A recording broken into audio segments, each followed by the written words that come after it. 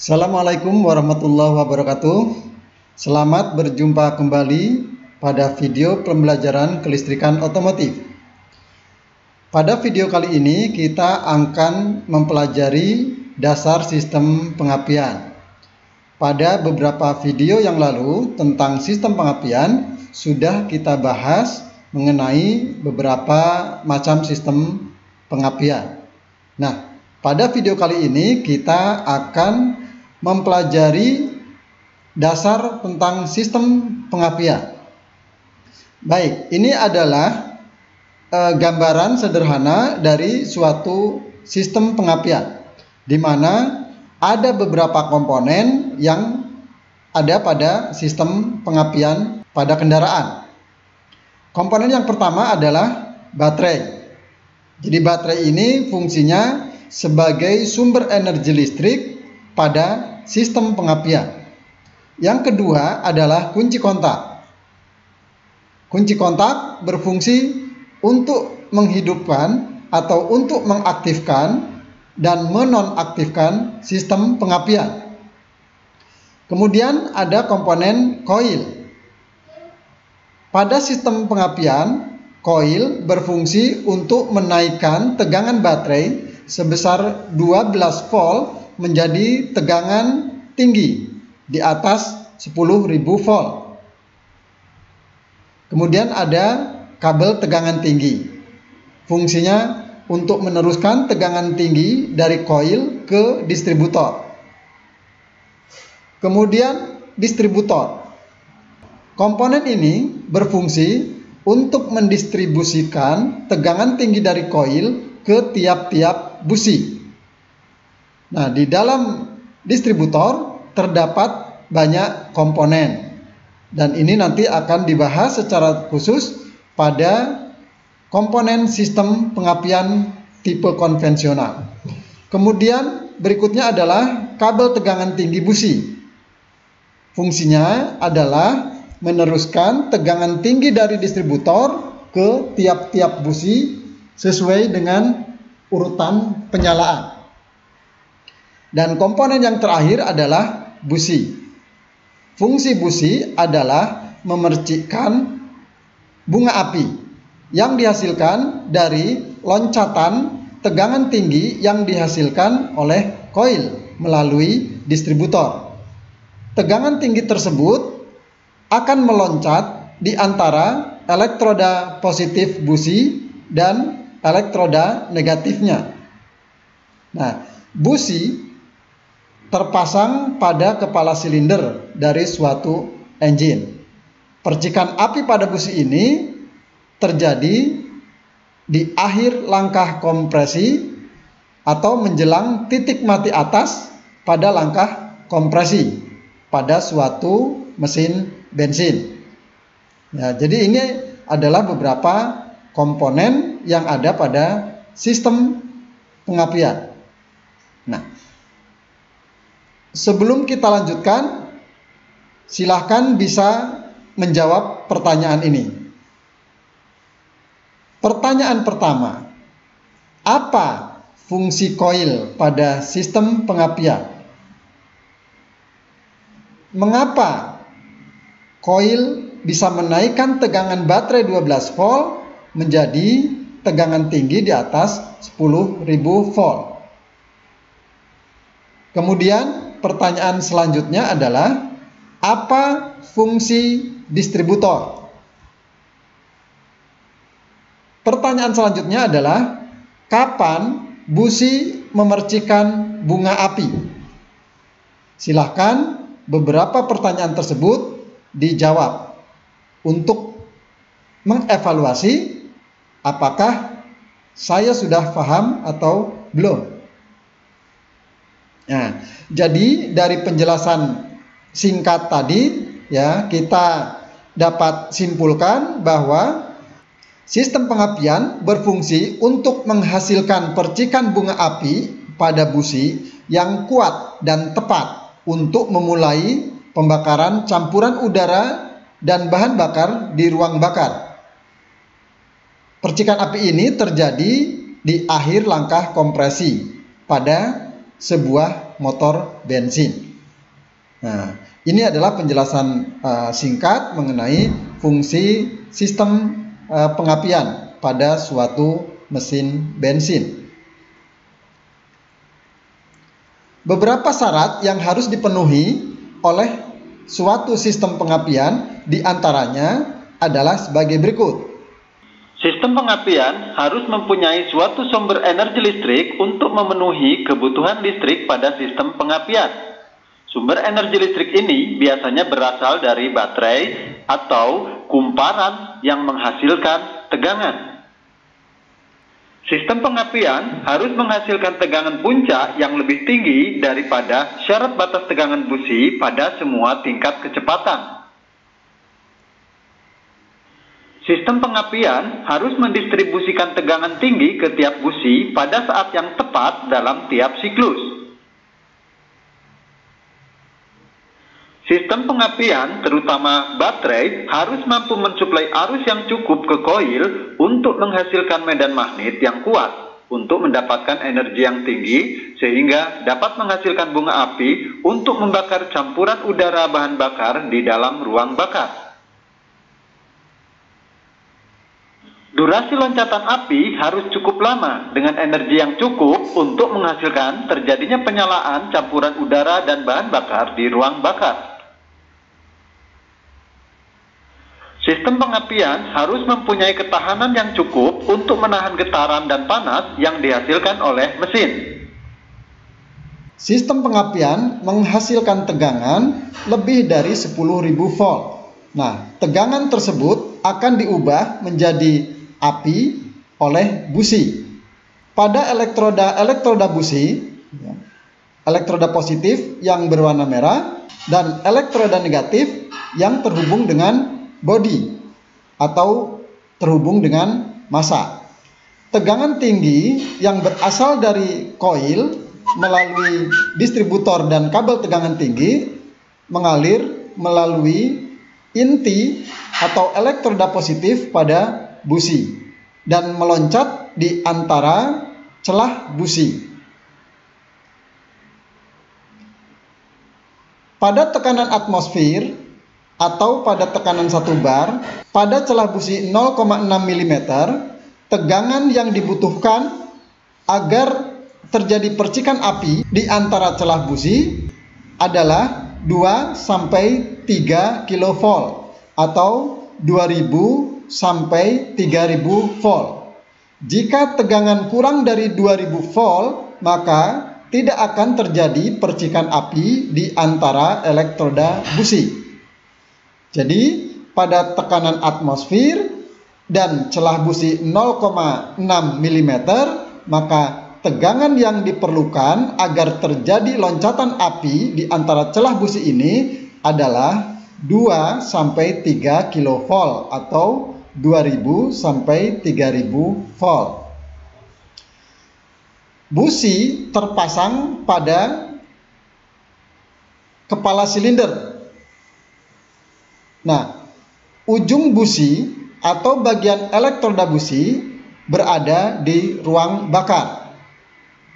Dalam suatu silinder atau ruang bakar dengan perbandingan kompresi 8:1, tegangan yang diperlukan agar terjadi loncatan di antara elektroda busi minimal 8 kV atau 8000 volt. Jadi, jika busi berada di ruang bakar, maka tegangan yang harus diberikan agar terjadi loncatan api di antara celah busi sekitar 8 kV atau lebih. Untuk perbandingan kompresi yang lebih tinggi dan campuran bahan bakar dan udara yang lebih miskin, maka diperlukan tegangan sampai 20 kV atau 20.000 volt. Nah, jadi tegangan minimal pada busi harus terpenuhi.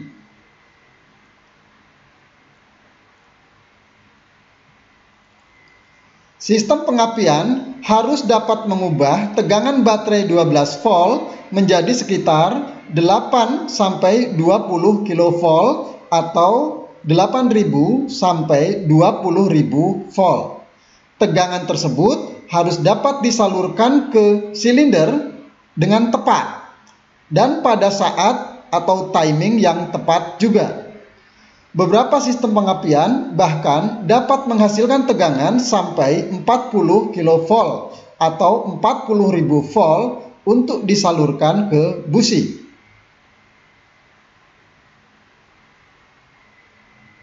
Sekarang kita pelajari bagaimana proses terjadinya tegangan tinggi pada koil. Ini adalah gambaran sederhana dari suatu sistem pengapian. Ada baterai, kemudian ada koil. Di sini digambarkan dengan adanya kumparan primer dan kumparan sekunder, serta di bagian tengah atau inti dari kumparan ini terdapat besi sebagai penguat medan magnet atau yang kita sebut dengan inti besi. Kemudian pada ujung kumparan primer yang lain dihubungkan dengan kontak pemutus atau platina. Pada ujung kumparan sekunder yang lain dihubungkan dengan busi. Nah, kontak pemutus dalam sistem pengapian ini fungsinya adalah memutus dan menghubungkan arus primer dari baterai ke massa. Jadi kontak pemutus ini bekerja terbuka dan tertutup secara periodik. Komponen yang menyebabkan kontak pemutus terbuka dan tertutup secara periodik adalah cam.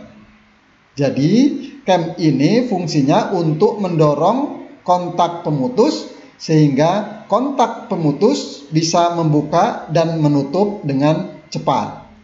Nah, sekarang bagaimanakah proses terjadinya tegangan induksi pada kumparan sekunder? Nah, jika sebuah kumparan primer dan sekunder dililitkan pada suatu inti besi, ya, pada posisi inti besi yang sama seperti ini, maka perubahan medan magnet pada salah satu kumparan akan menginduksikan tegangan ke kumparan yang lain. Hal ini terjadi pada saat arus pada kumparan primer diputus dan dihubungkan. Jadi, terjadinya tegangan induksi pada kumparan sekunder terjadi karena ada pemutusan dan penghubungan arus pada kumparan primer secara periodik. Jika jumlah lilitan pada kumparan sekunder jauh lebih besar daripada kumparan primer, maka tegangan yang jauh lebih besar akan dihasilkan pada kumparan sekunder. Hal ini disebut dengan aksi transformator dan merupakan prinsip kerja dari koil pada sebuah sistem pengapian.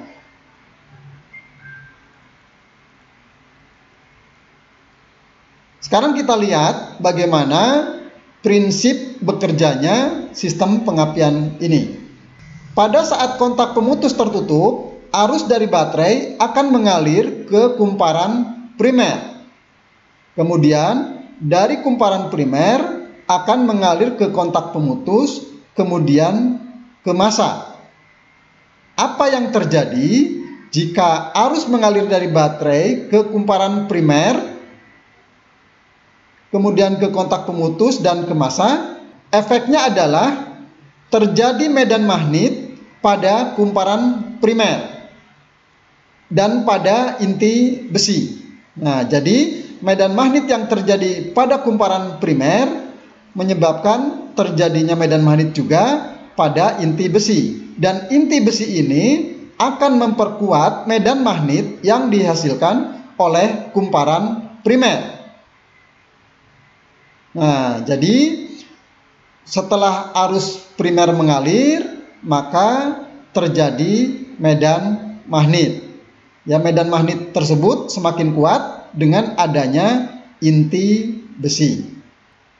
Kem ini berputar. Kem ini selalu berputar.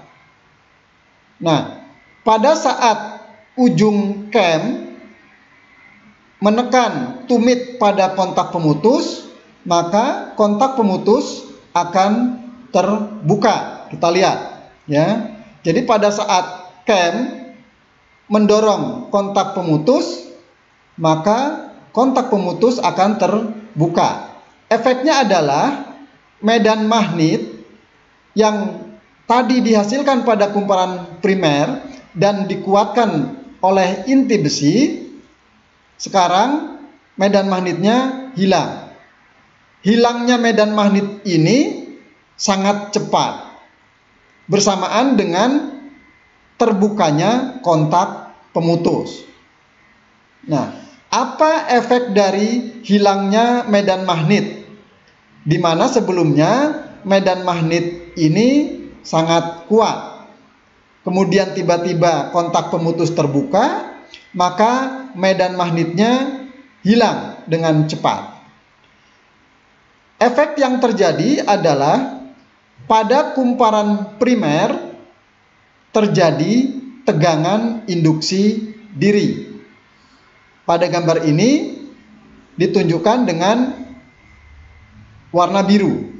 Jadi warna biru pada kumparan primer ini menunjukkan terjadinya tegangan induksi diri pada kumparan primer.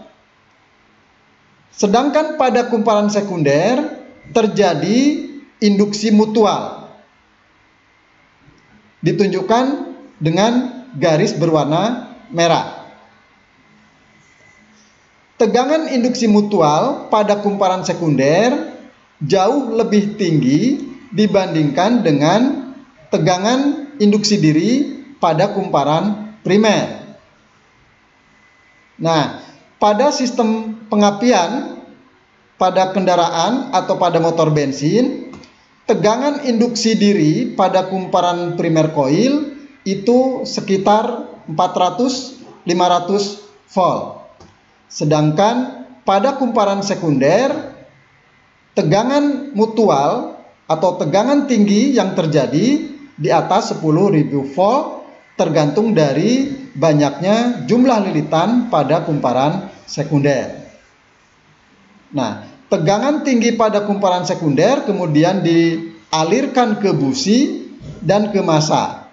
Nah, karena di antara elektroda positif busi dan elektroda negatif busi terdapat celah, maka aliran arus dari kumparan sekunder tersebut meloncat di antara celah busi tersebut berupa percikan api.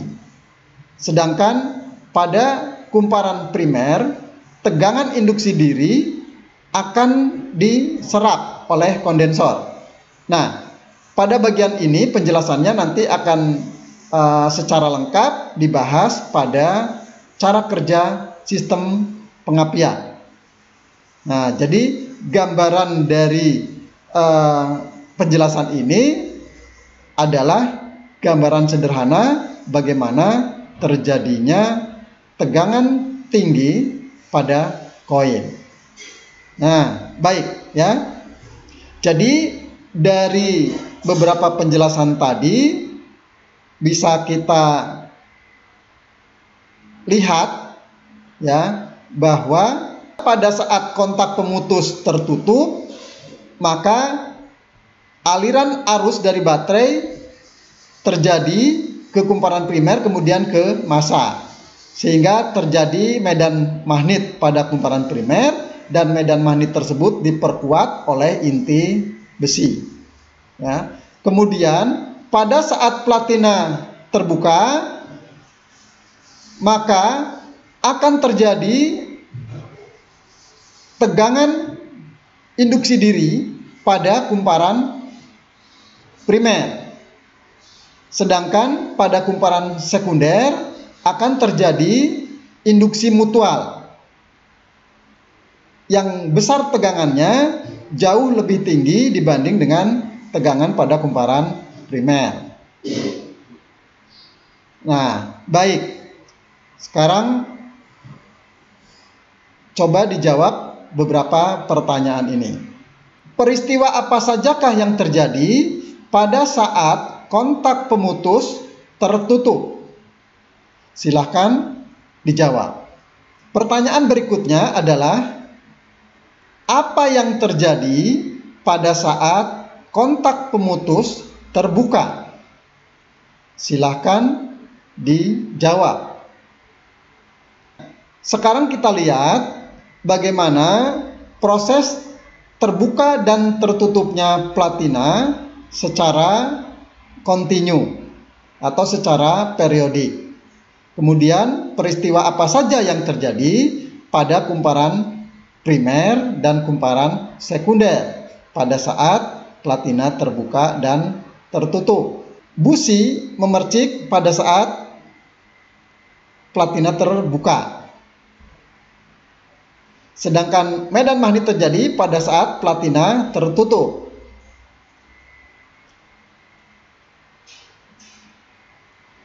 Proses ini terjadi secara berulang dan terus-menerus selama mesin hidup. Jadi, tegangan tinggi pada kumparan sekunder terjadi pada saat platina terbuka dan medan magnet terjadi pada saat platina tertutup.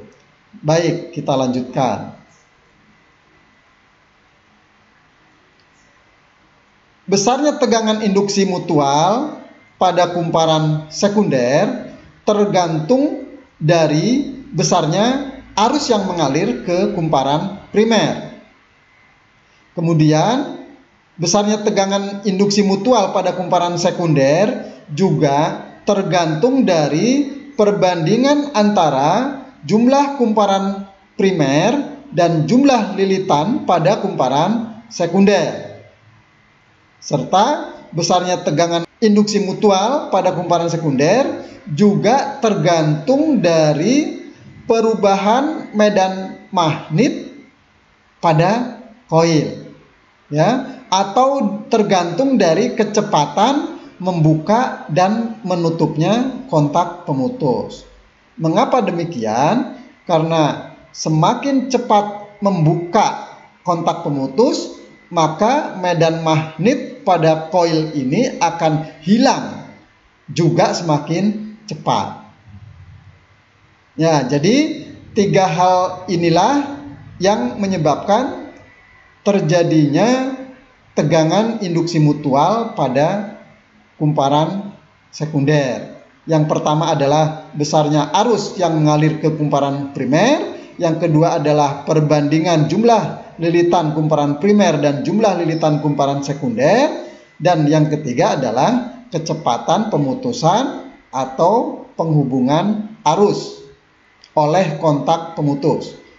Efek dari pemutusan dan penghubungan arus oleh kontak pemutus ini adalah terjadinya perubahan medan magnet pada koil.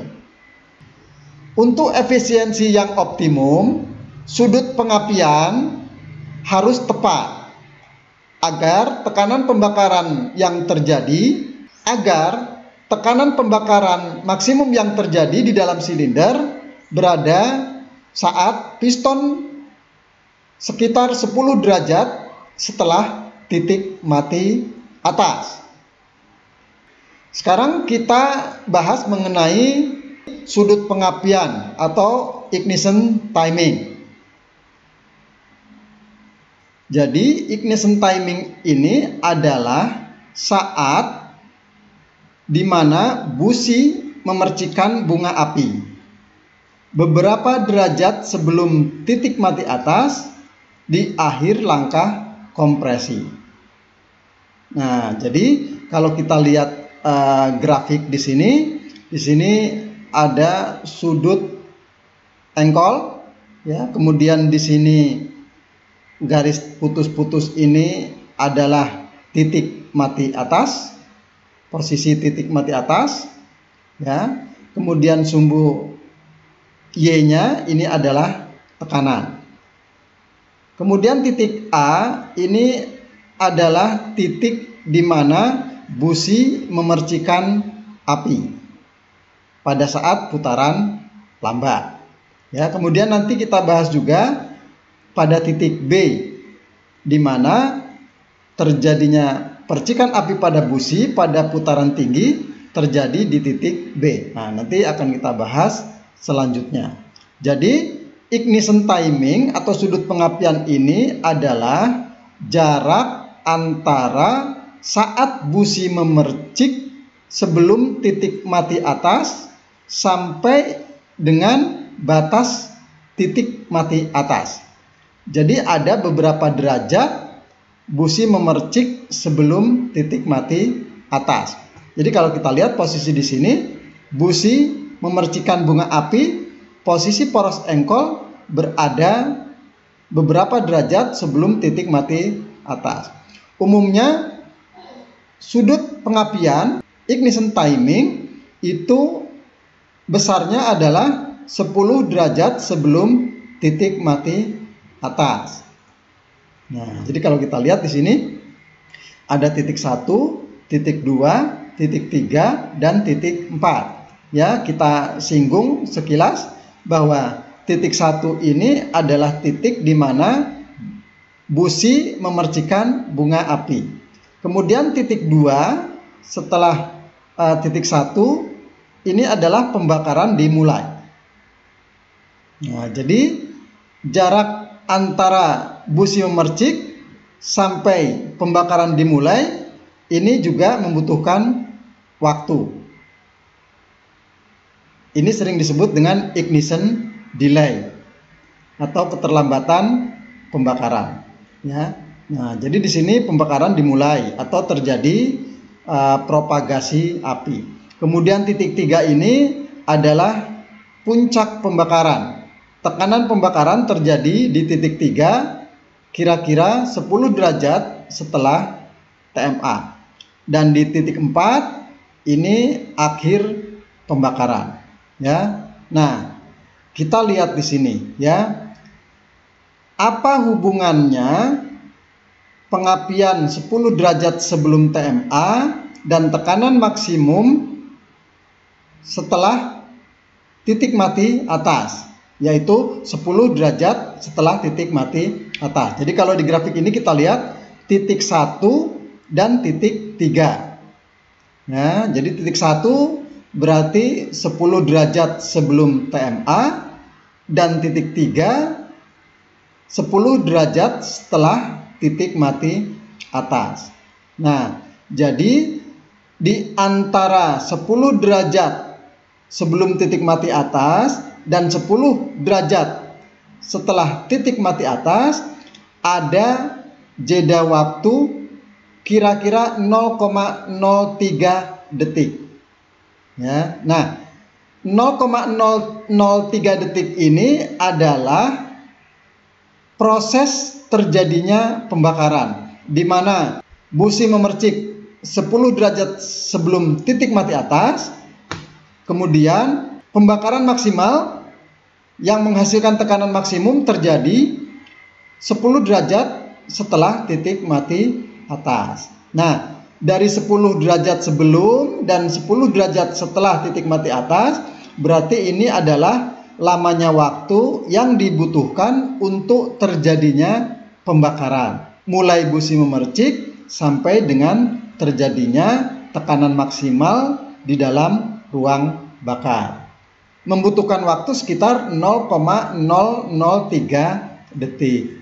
Nah, waktu pembakaran sebesar 0,003 detik ini berlaku baik pada putaran lambat maupun pada putaran tinggi. Nah, jadi kondisi putaran mesin lambat sampai tinggi, maka waktu pembakaran itu tetap kira-kira 0,003 detik ya. Mulai busi memercik sampai terjadinya tekanan atau pembakaran maksimal di dalam ruang bakar. Nah, jadi waktu sebesar 0,003 detik ini tidak bisa ditawar-tawar. Baik pada putaran lambat maupun pada putaran tinggi, maka harus terpenuhi.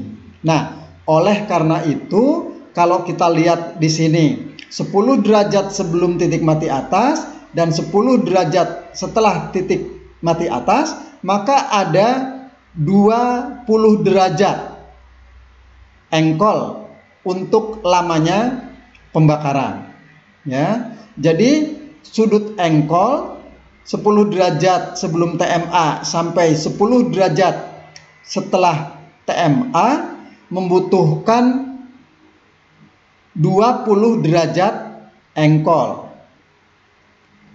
Kalau dihitung dalam waktu yang dibutuhkan untuk menempuh 20 derajat engkol adalah 0,003 detik. Jadi waktu ini harus selalu terpenuhi agar terjadi pembakaran optimal di dalam ruang bakar. Jika waktu untuk pembakaran kurang dari ini, maka kemungkinan yang terjadi adalah pembakaran maksimal tidak terjadi pada 10 derajat setelah titik mati atas. Nah, baik ya. Jadi patokan kita di sini adalah pembakaran memerlukan waktu sekitar 0,003 detik atau 3 mili detik. Nah, sekarang kalau kita kaitkan dengan grafik ini ya. Jadi dari titik 1 sampai dengan titik 3 itu membutuhkan waktu 0,003 detik. Nah, ya. Nah, pada putaran tinggi 0,003 detik juga harus selalu terpenuhi. Jadi dari penjelasan panjang tadi kita bisa rumuskan dalam kalimat yang singkat bahwa busi memercikan bunga api pada titik 1. Pada putaran lambat, busi memercik pada posisi A, sekitar 10 derajat sebelum titik mati atas.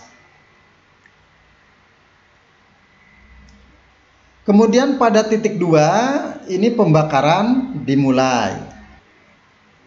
Dari titik 2 pembakaran dimulai. Kemudian diikuti dengan kenaikan tekanan karena adanya pembakaran. Dan tekanan maksimal itu tercapai di titik 3.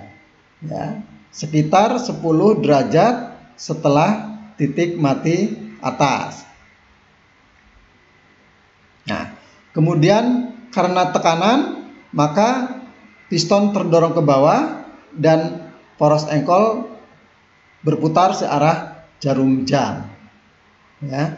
Dari titik 3 pembakaran berlanjut, kemudian pembakaran berhenti di titik 4. Meskipun dari titik 3 ke titik 4 ada pembakaran lanjut, namun tekanan di ruang bakar menurun. Penurunan ini juga diakibatkan karena volume ruang bakar membesar akibat piston bergerak ke bawah. Jadi dengan volume ruang bakar yang semakin besar akibat piston bergerak ke bawah, maka tekanan di ruang bakar akan menurun. Nah, dan pembakaran berakhir di titik 4 di sini. Ya, kemudian piston terus bergerak ke bawah.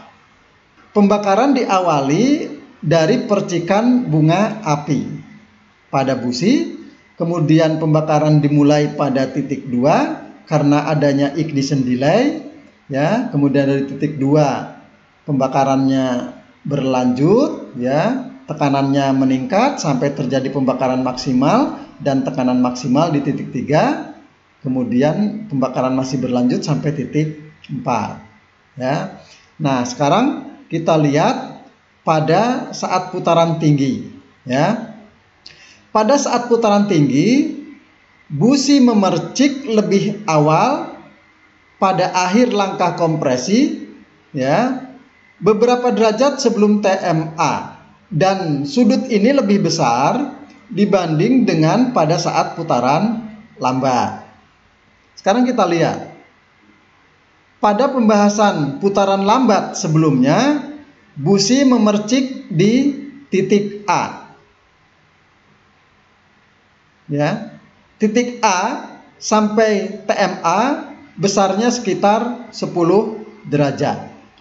Pada putaran tinggi, busi memercik tetap di titik 1, tetapi percikan busi jauh lebih awal dibanding pada saat putaran lambat. Jika pada saat putaran lambat busi memercik di titik A, maka pada putaran tinggi busi memercik di titik B. Sehingga kalau kita lihat sudut pengapiannya semakin besar. Jadi kalau di titik A itu 10 derajat sebelum titik mati atas, maka titik B pasti lebih besar dari 10 derajat sebelum titik mati atas. Misalkan 20 derajat sebelum titik mati atas atau 15 derajat, tergantung dari putaran mesin. Semakin tinggi putaran, maka sudut pengapian akan semakin maju. Nah, mengapa pada putaran yang semakin tinggi sudut pengapian harus dimajukan? Ya, jadi kalau kita lihat sebelumnya, titik 1, ya, kemudian titik 2 dan titik 3, ya, itu ditempuh dengan waktu 0,03 detik. Ya.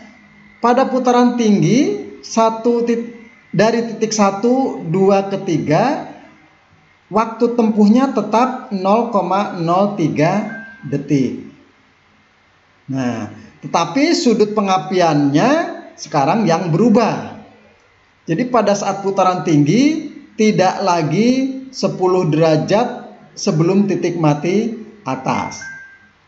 Bisa saja mencapai 20 derajat sebelum titik mati atas. Nah, mengapa sudut pengapian harus dimajukan? Kalau kita lihat pada grafik putaran lambat ini, ya, dari titik A 10 derajat sebelum TMA atau dari titik 1 busi memercik sampai titik 3 terjadi pembakaran dan tekanan maksimal di dalam ruang bakar, ini membutuhkan waktu 0,003 detik dengan jarak tempuh 20 derajat engkol dari titik 1 ke titik 3. Sekarang kita lihat pada putaran tinggi. Pada putaran tinggi, busi memercik di titik 1. Tetapi titik 1 ini posisinya berada di titik B. Lebih jauh dari titik A menuju titik mati atas. Jadi titik 1 busi memercik terjadi jauh lebih besar sudut pengapiannya dibanding dengan titik A. Nah, jadi kalau kita melihat misalkan di sini titik B adalah 20 derajat sebelum titik mati atas. Kemudian ditambah dengan 10 derajat setelah titik mati atas di mana terjadi puncak pembakaran. Jadi dari titik 1 ke titik 3 pada putaran tinggi tetap membutuhkan waktu 0,003 detik. Jadi kompensasi waktu pembakaran sebesar 0,003 detik harus terpenuhi tersebut, maka sudut pengapiannya harus dimajukan. Jika pada putaran lambat sudut engkol tadi 20 derajat mulai dari titik A sampai titik C 10 derajat setelah titik mati atas, tetapi pada putaran tinggi sudut engkol untuk pembakaran dimulai dari titik B sampai ke titik C.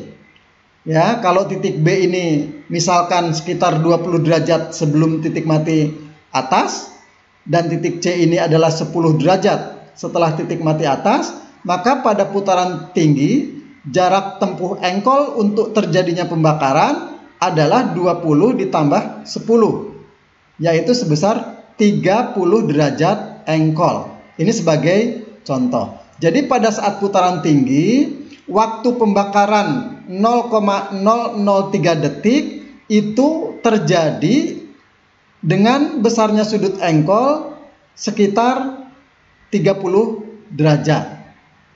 Nah, jadi mengapa perlu ignition timing? Karena pembakaran itu membutuhkan waktu. Dan waktu yang dibutuhkan untuk pembakaran relatif konstan. Sehingga kompensasinya pada putaran tinggi supaya waktu pembakaran ini tetap tercapai, maka saat penyalaan busi harus diawalkan dibanding dengan putaran lambat. Karena pada putaran lambat jarak tempuh engkol 20 derajat dari titik A ke titik C ya itu bisa ditempuh misalkan dengan waktu 0,003 detik. Tetapi pada putaran tinggi dari titik A ke titik C, waktu tempuhnya bisa kurang dari 0,003 detik. Artinya pembakaran itu belum terjadi secara menyeluruh. Ya, dan jika hal itu terjadi, misalkan pada putaran tinggi busi dinyalakan di titik A, ya, maka puncak terjadinya pembakaran tidak lagi berada di sekitar 10 derajat setelah TMA, bisa saja di 20 derajat setelah titik mati atas. Ini sangat merugikan karena posisi piston 20 derajat setelah titik mati atas, posisi ruang bakar sudah menjadi besar volumenya sehingga tekanannya akan menurun dan ini akan berefek kepada daya yang dihasilkan oleh motor tersebut.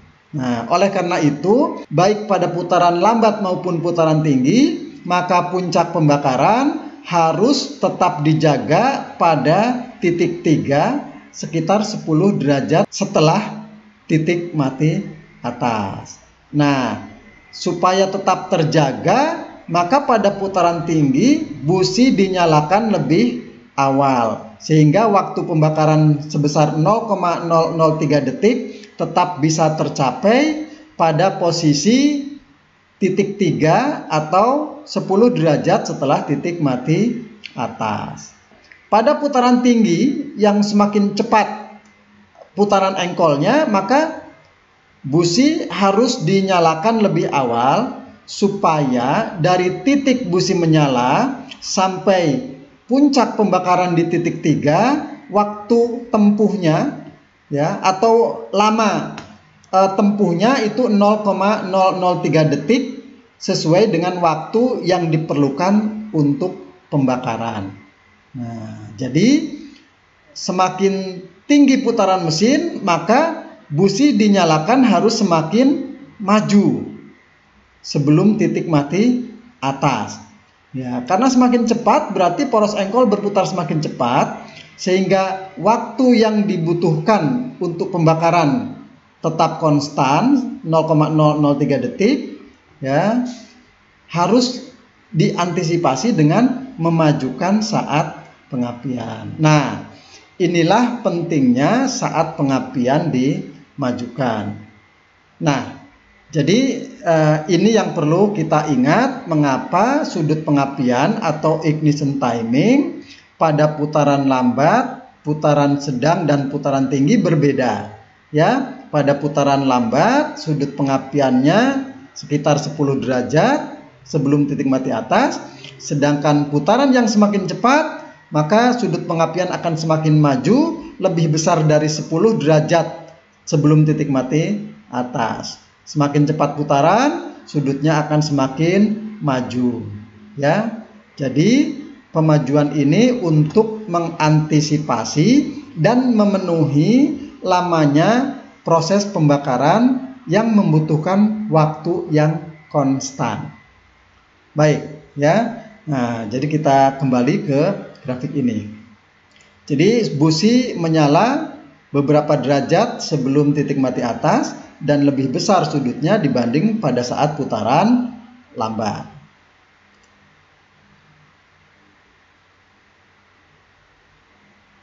Nah, jadi penjelasan di sini kita lihat bahwa pada putaran tinggi busi memercikan bunga api tetap di titik 1, tetapi posisi titik 1 ini berada pada titik B yang besarnya lebih dari 10 derajat sebelum titik mati atas. Kemudian pada titik 2 di sini pembakaran dimulai. Nah, jadi ada ignition delay dari titik 1 ke titik 2, ya. Kemudian dari titik 2 ke titik 3 pembakaran terjadi dan tekanan maksimal terjadi di titik 3. Begitu, ya, sekitar 10 derajat setelah titik mati atas, dan kemudian pembakaran berlanjut sampai titik 4, ya.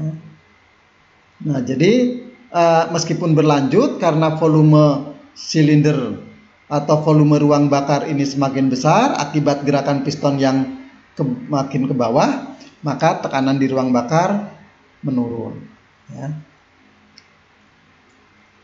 Kemudian piston semakin bergerak ke bawah, tekanannya akan semakin menurun dan dilanjutkan ke langkah buang dan seterusnya, ya. Selama mesin hidup, maka proses ini akan berlanjut berulang-ulang. Nah, jadi hal yang penting kita ketahui bahwa ignition timing ini adalah sudut di mana busi memercikan bunga api beberapa derajat sebelum titik mati atas pada akhir langkah kompresi. Busi memercik pada putaran lambat berbeda waktunya dengan busi memercik pada putaran tinggi. Pemajuan sudut pengapian pada putaran tinggi dimaksudkan untuk memenuhi lamanya waktu pembakaran, sehingga kompensasi dari pemenuhan waktu pembakaran mulai busi memercik sampai puncak pembakaran harus diantisipasi dengan memajukan saat pengapian pada putaran tinggi. Nah, ini gambaran dari proses langkah kompresi pada putaran lambat, ya. Kemudian di sini menggambarkan tekanan yang terjadi di ruang bakar. Perlu diingat, ya, atau sebagai catatan bahwa animasi ini bukan menggambarkan langkah mesin 4 langkah secara keseluruhan mulai dari langkah isap, kompresi, usaha, dan buang. Jadi animasi ini hanya menggambarkan langkah kompresi dan langkah usaha menyesuaikan dengan tampilan grafik di sini, ya. Jadi kita perhatikan pada saat putaran lambat busi memercik di titik 1, ya, kemudian tekanan pembakarannya naik, ya, berlanjut, ya. Jadi pada putaran lambat kita lihat pengapian di titik 1. Jadi dari titik 1 sampai ke titik 3 waktu yang dibutuhkan sekitar 0,003 detik, ya. Nah, sekarang pada putaran tinggi busi memercik di sudut di titik 1, ya, sampai titik 3. Tetapi posisi titik 1 ini lebih jauh dari TMA dibanding pada saat putaran lambat. Ini, jadi kalau putaran lambat, dia dekat dengan TMA, ya, sekitar 10 derajat. Ya, kenapa dia dekat? Karena waktu pembakaran bisa terpenuhi mulai dari titik 1 kira-kira 10 derajat sebelum TMA sampai titik 3 kira-kira 10 derajat setelah TMA. Jadi waktu pembakaran bisa terpenuhi. Tetapi pada putaran tinggi, busi menyala lebih awal. Jarak tempuh engkolnya lebih jauh sampai ke titik 3. Ya, jadi dari titik 1 sampai ke titik 3 ini waktunya 0,003 detik tetap. Sama seperti waktu dari titik 1 ke titik 3 pada putaran lambat. Jadi waktu yang dibutuhkan 0,003 detik. Jadi ini penjelasan mengapa ignition timing atau sudut pengapian itu harus dimajukan pada saat putaran makin tinggi. Baik, ada beberapa pertanyaan yang harus dijawab berkaitan dengan sudut pengapian. Pertanyaannya adalah, apa yang dimaksud dengan ignition timing atau sudut pengapian? Silakan dijawab. Pertanyaan berikutnya adalah, mengapa pada saat mesin putaran tinggi sudut pengapian harus dimajukan? Silakan dijawab.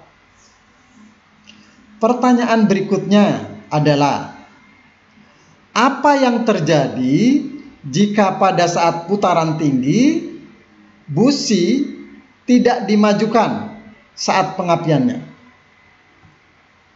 Saya ulangi, apa yang akan terjadi jika pada putaran tinggi penyalaan busi tidak dimajukan?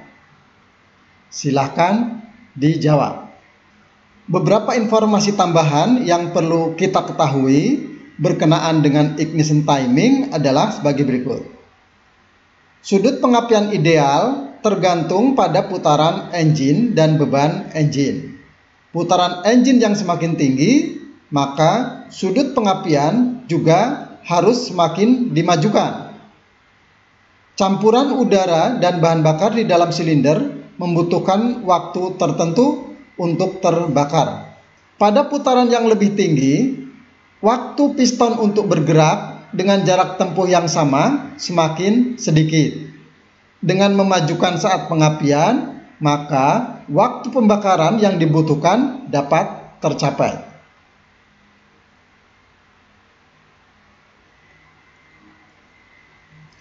Sudut pengapian juga disesuaikan dengan beban engine.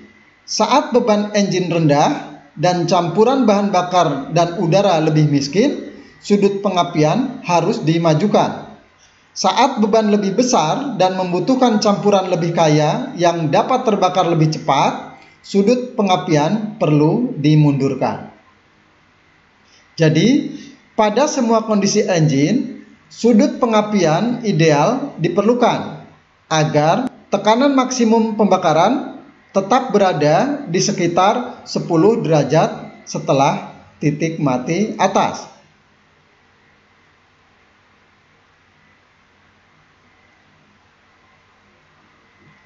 Kemudian, pemajuan sudut pengapian juga dapat dilakukan dengan beberapa cara. Jadi, cara yang pertama adalah dengan menggunakan centrifugal advancer dan vacuum advancer.